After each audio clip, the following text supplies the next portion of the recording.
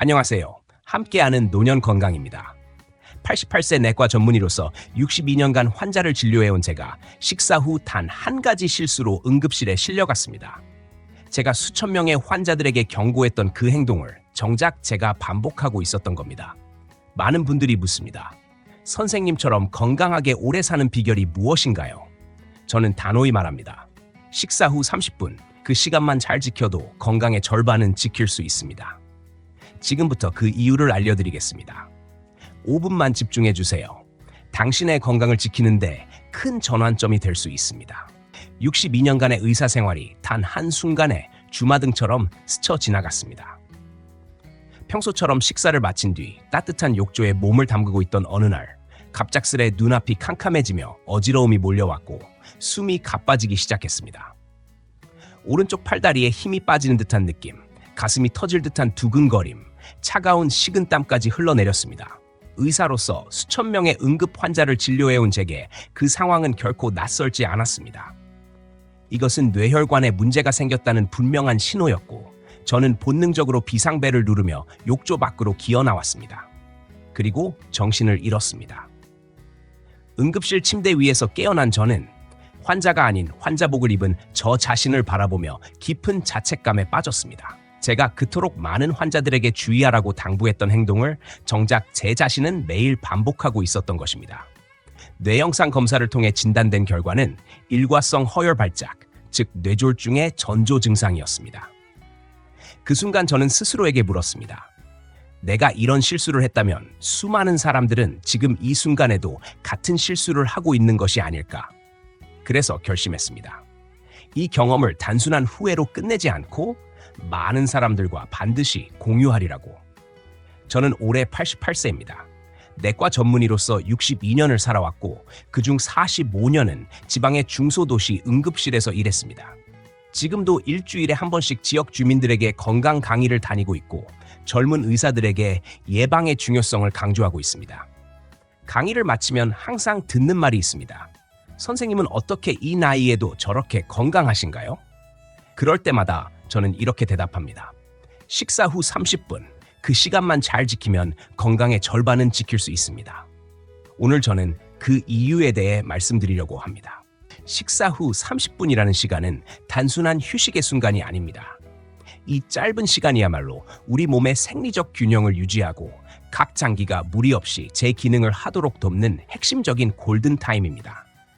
음식을 섭취하면 위장관은 즉시 소화작용을 시작하며 혈액은 소화기관 중심으로 집중됩니다. 실제로 식사 직후에는 우리 몸의 혈류 중 약 25% 이상이 위와 장으로 몰리게 되며 이는 평상시보다 거의 2배에 달하는 양입니다. 이때는 뇌, 심장, 근육, 피부 등 다른 장기로 가는 혈류가 자연스럽게 감소할 수밖에 없습니다. 이러한 생리적 재배분은 소화에 최적화된 상태를 만드는 대신 나머지 장기들의 대응 능력을 떨어뜨리는 결과를 낳습니다. 젊은 사람이라면 이 일시적 불균형을 비교적 잘 버틸 수 있지만 노년층이나 만성질환자는 작은 자극에도 큰 이상 반응을 보일 수 있습니다. 그러므로 식사 후 30분은 절대적으로 안정이 필요한 시간입니다. 그러나 많은 사람들은 이 시간을 가볍게 여기고 무심코 평소 습관대로 행동합니다. 바로 눕거나 뜨거운 물로 목욕을 하거나 운동을 하러 나가기도 합니다. 문제는 이러한 행동이 혈류의 방향성과 압력을 급격히 바꾸며 뇌혈류 저하, 폐로의 흡인, 심장의 과부하 같은 치명적인 위험을 초래할 수 있다는 점입니다. 즉, 식사 후 30분은 단순히 아무것도 하지 말라는 의미가 아닙니다. 이 시간은 우리의 생리적 시스템이 소화에 집중할 수 있도록 무리 없이 흐름을 따라가도록 기회를 주는 시간입니다. 단 한 번의 방심이 치명적 결과를 가져올 수 있는 만큼 이 30분은 절대 가볍게 다뤄져선 안 됩니다. 그리고 바로 이 시점에서 우리가 반드시 피해야 할 3가지 행동이 등장하게 됩니다. 이혜자 여사님은 평생을 건강하게 살아오신 분이었습니다. 매일 아침 6시에 일어나 저녁 10시에 잠드는 규칙적인 생활, 한 번도 병원에 입원한 적이 없다고 자부하던 분이셨습니다. 그런 그녀에게도 어느 날 갑작스러운 위기가 닥쳤었습니다. 서울대에 합격한 손자를 축하하기 위해 온 가족이 모여 해산물과 고기 등 평소보다 훨씬 풍성한 저녁 식사를 함께했고 이혜자 여사님도 기쁜 마음에 과식하셨습니다. 식사가 끝난 후 피곤함을 느낀 여사님은 소파에 편히 누워 텔레비전을 보기 시작했습니다. 단지 잠깐 눈을 붙이려는 생각이었습니다. 하지만 20분이 채 지나지 않아 갑작스러운 호흡곤란과 함께 가슴이 답답해지고 기침이 나오기 시작했습니다. 처음에는 소화가 안 되는 줄만 알았지만 기침은 점점 심해졌고 숨이 가빠지며 불안감이 엄습했습니다. 다행히 손자가 의대생이었기에 증상의 심각성을 즉시 인지하고 119에 신고했습니다. 응급실에 도착했을 때 산소 포화도는 82%까지 떨어져 있었고 엑스레이 검사 결과 오른쪽 폐 하단부에 뚜렷한 음영이 관찰되었습니다. 진단명은 흡인성 폐렴. 식사 후 위 내용물이 역류하여 기도로 들어갔고 결국 폐에 염증을 유발한 것입니다. 식사 후 단순히 눕는다는 행동이 어떻게 이런 심각한 결과로 이어질 수 있을까요? 이혜자 여사님의 사례는 수많은 노년층이 무심코 저지르는 사소한 습관이 얼마나 큰 위험으로 이어질 수 있는지를 극명하게 보여주는 사례입니다. 그리고 그 시작은 단지 식사 후 바로 눕는 것이었습니다. 식사 후 바로 눕는 행동이 왜 그렇게 위험한지 이해하려면 우리 몸의 해부학적 구조와 생리학적 반응을 살펴볼 필요가 있습니다. 식사를 하면 위는 음식물로 가득 차게 되며 소화를 위해 위산과 소화효소가 분비되고 위장 운동이 시작됩니다.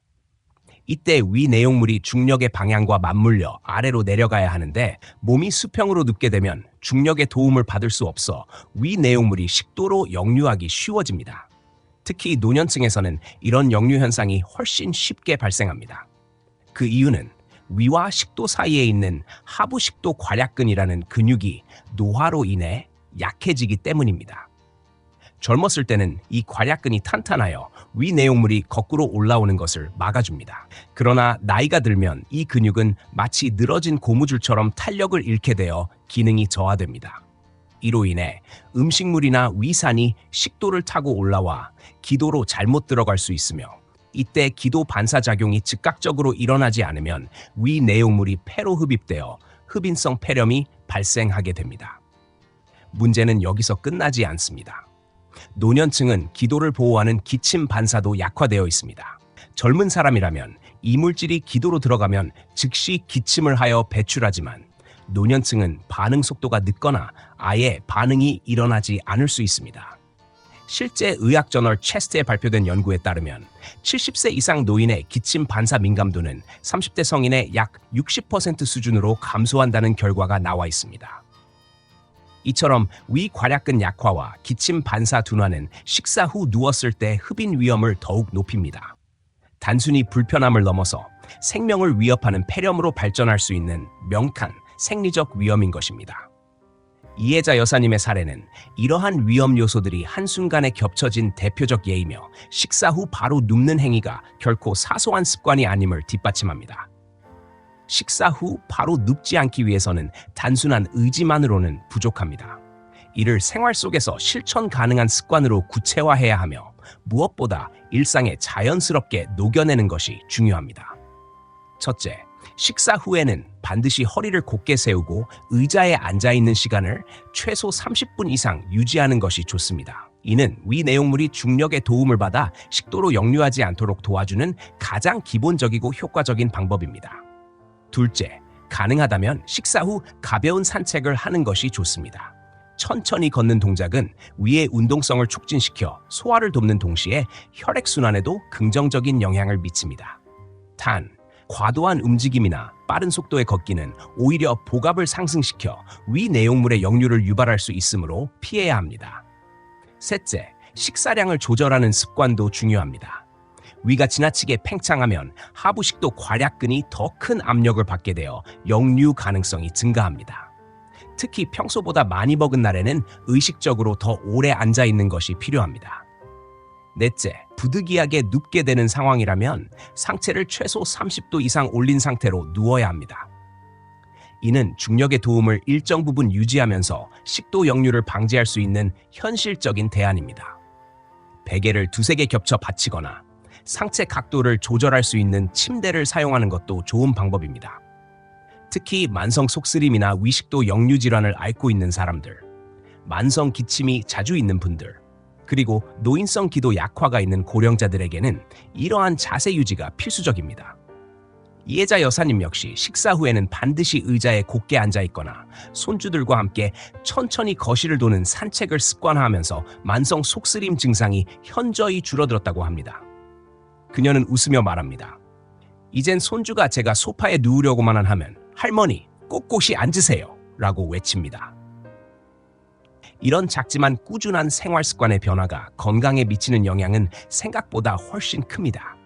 지금 이 순간부터라도 실천해 본다면 단지 불편함을 줄이는 차원을 넘어 생명을 지킬 수 있는 지혜가 될 것입니다. 77세의 최영우 할아버지는 30년 넘게 목욕탕을 운영했던 분으로 목욕은 그저 씻는 행위를 넘어 하루의 피로를 푸는 삶의 의식이자 건강을 지키는 습관이었습니다. 은퇴 후에도 그는 매일 저녁 식사 후 42도 이상의 뜨거운 물에 몸을 담그는 것을 하루 일과처럼 이어왔습니다. 뜨거운 물에 20분만 몸을 담그고 있으면 온몸이 풀리고 잠도 잘 온다는 믿음은 오랜 세월 쌓아온 생활의 일부였습니다. 그러던 어느 날 가족들과 함께 풍성한 저녁 식사를 한 뒤 평소처럼 욕실로 향했습니다. 평소보다 조금 더 많이 먹은 날이었지만 그에게는 익숙한 루틴이었기에 특별한 걱정 없이 42도의 뜨거운 물을 받아 몸을 담갔습니다. 그런데 약 10분이 지났을 무렵 갑작스러운 어지러움이 몰려왔고 눈앞이 하얘지며 심장이 빠르게 뛰기 시작했습니다. 오른쪽 팔과 다리에 힘이 빠지는 느낌과 함께 의식이 흐려졌습니다. 다행히 함께 살던 며느리가 욕실에서 이상하게 오랫동안 나오지 않는 것을 이상히 여겨 문을 두드렸고 응답이 없자 급히 문을 열었습니다. 그 순간 욕조에 반쯤 미끄러져 있는 최 할아버지를 발견했고 얼굴은 창백했으며 오른쪽 입꼬리가 살짝 내려가 있었습니다. 간호사였던 며느리는 즉시 뇌졸중의 징후를 알아차렸고 즉시 119에 신고하여 응급실로 이송되었습니다. 응급실에서 확인된 진단은 급성 뇌경색. MRI 검사 결과 좌측 중대 뇌동맥 영역에 뚜렷한 허혈 소견이 나타났고 다행히 증상 발생 후 4.5시간 이내에 혈전 용해제를 투여받아 큰 후유증 없이 회복할 수 있었습니다. 하지만 이 사건은 가족 모두에게 깊은 충격을 안겨주었습니다.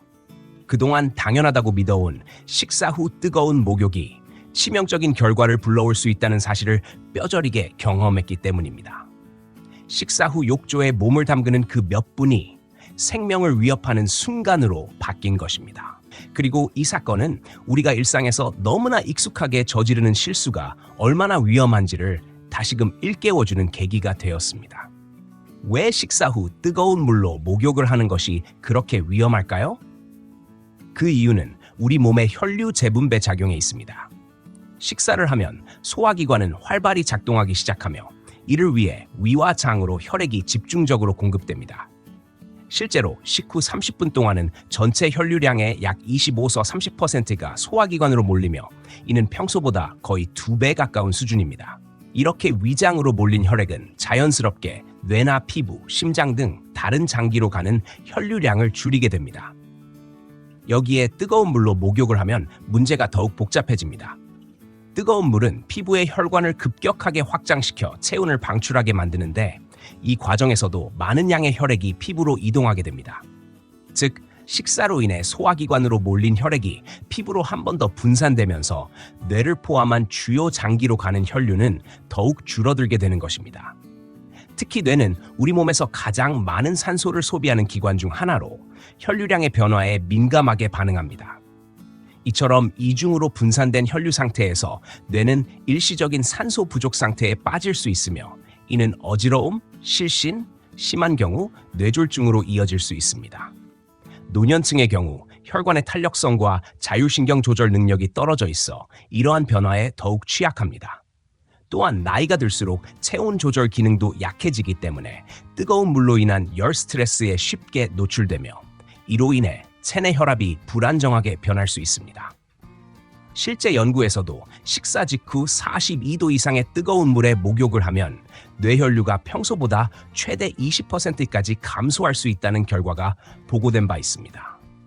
이는 일시적인 허혈성 발작을 유발하기에 충분한 수치입니다. 최영우 할아버지의 사례는 이 모든 의학적 원리를 생생히 증명해주는 사례입니다. 일상의 익숙함이 만들어낸 방심이 곧 위기의 시작이 되었던 것입니다. 식사 후 안전한 목욕을 위해서는 반드시 일정한 수칙을 지켜야 합니다. 첫째, 목욕은 식사 후 최소 1시간이 지난 뒤에 하셔야 합니다. 이 시간 동안 소화를 위해 몰렸던 혈류가 다시 전신으로 분포되기 시작하면서 뇌와 심장 등 주요 장기로의 혈류도 안정적으로 회복되기 때문입니다. 만약 식사량이 평소보다 많았다면 1시간 30분까지 기다리는 것이 더욱 안전합니다.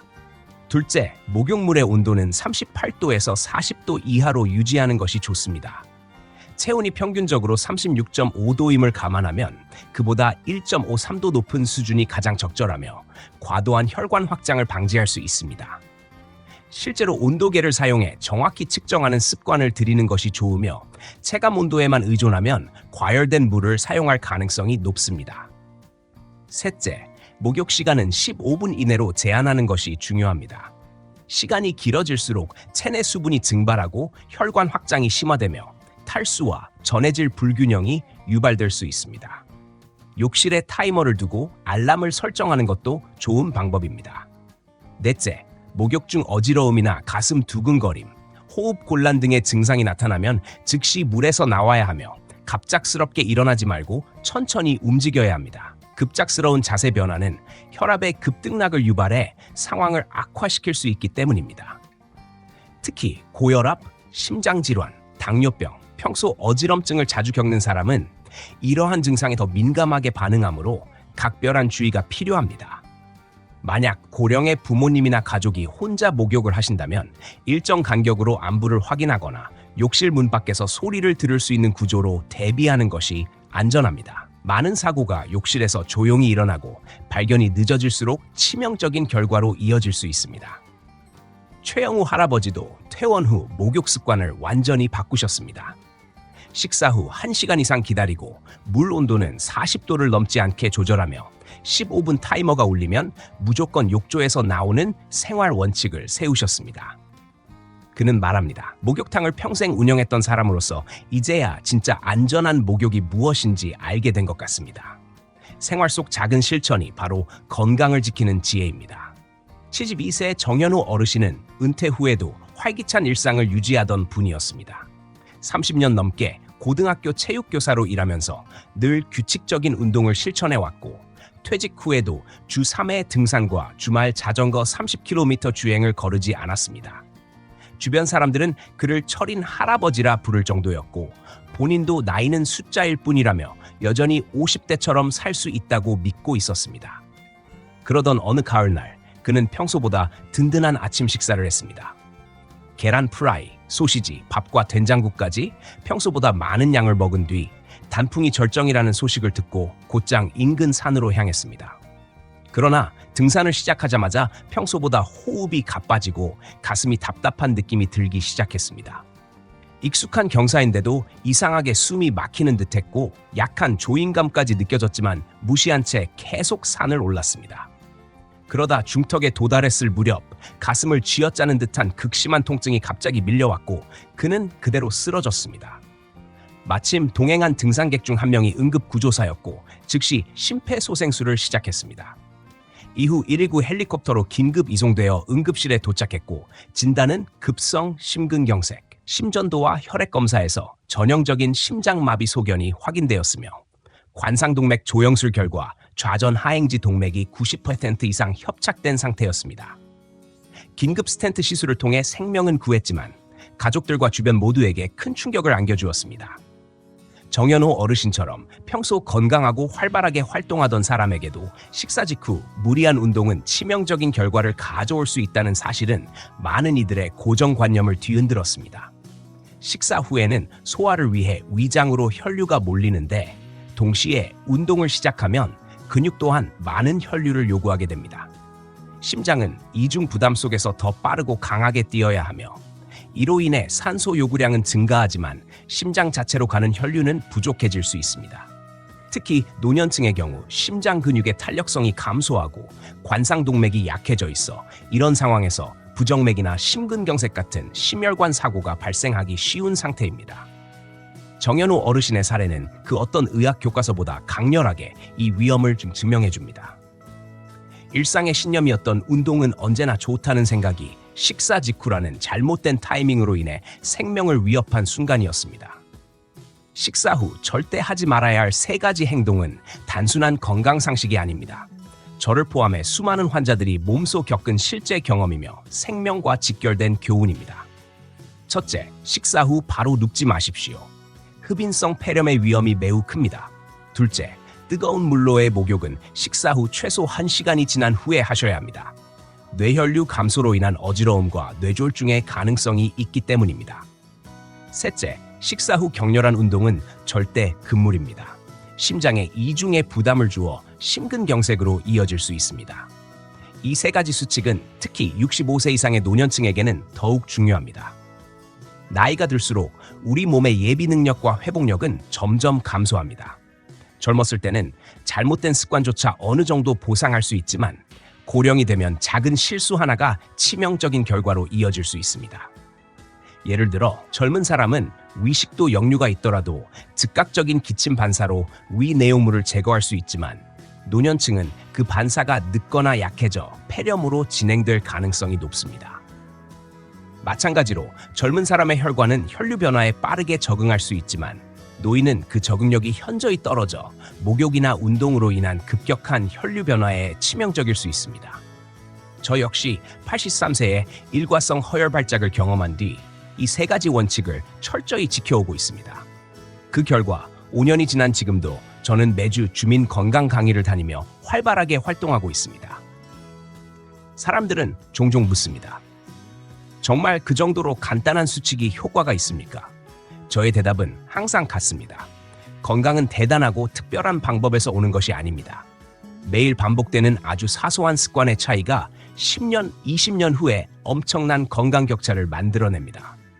같은 나이에 비슷한 상태로 출발하더라도 식사 후 30분을 어떻게 보내느냐에 따라 삶의 질은 완전히 달라질 수 있습니다. 어떤 이는 80대까지도 활발하게 살고 또 어떤 이는 60대부터 만성 질환으로 고통받는 차이는 바로 이 습관의 누적입니다. 오늘 이 순간부터 바꿔도 늦지 않았습니다. 지금 여러분이 식사 후 무엇을 하고 계신지가 앞으로 30년의 건강을 좌우할 수 있습니다. 작은 변화가 큰 차이를 만듭니다. 오늘부터 단 한 가지라도 바꿔보십시오. 그리고 이 소중한 정보를 가장 먼저 누구에게 전하고 싶으신가요? 부모님, 배우자, 혹은 주변 어르신들께 이 내용을 공유해 주세요. 그것이 그분들의 건강을 지키는 첫걸음이 될 수 있습니다. 예방은 치료보다 100배, 아니 1000배 더 값진 일입니다. 특히 노년기에는 한 번 발생한 질병은 회복이 쉽지 않기 때문에 사전에 막는 것이 최고의 의학입니다. 식사 후 30분, 이 시간의 쓰임이 곧 여러분의 건강 수명을 결정짓습니다. 지금부터라도 실천해 보십시오. 건강한 노후는 젊은 시절의 철저한 관리로부터 시작되지만 지금 이 순간의 실천으로도 충분히 바꿀 수 있습니다. 다음에는 식사 후 반드시 실천해야 할 건강 습관 4가지에 대해 알려드리겠습니다. 구독과 좋아요도 잊지 말아주시고 여러분 모두의 건강한 노년을 진심으로 응원합니다. 감사합니다. 지금까지 함께하는 노년 건강이었습니다. 작은 습관이 큰 건강을 만듭니다. 오늘도 건강한 하루 보내시고 다음 영상에서 다시 뵙겠습니다. 감사합니다.